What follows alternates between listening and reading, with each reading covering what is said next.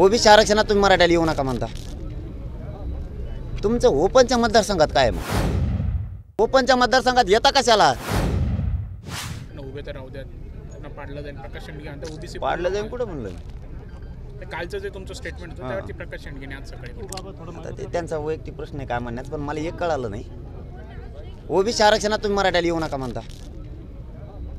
तुमचं ओपनच्या मतदारसंघात काय आहे मग? तुमचं ओपनच्या मतदारसंघात काय?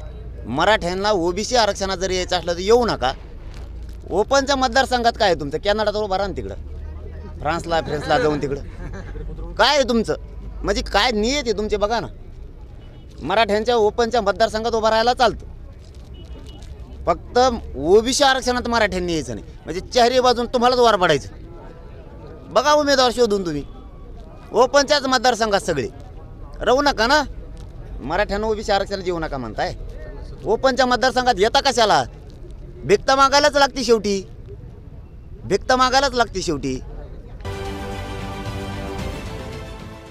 देश विदेशातील प्रत्येक घडामोडींचे लाईव्ह अपडेट मिळवण्यासाठी आता साम टीव्हीच्या सर्व सोशल मीडिया प्लॅटफॉर्मला लाईक, फॉलो आणि सबस्क्राईब करा. तसंच सर्व नोटिफिकेशनसाठी बेल आयकॉन प्रेस करायला विसरू नका.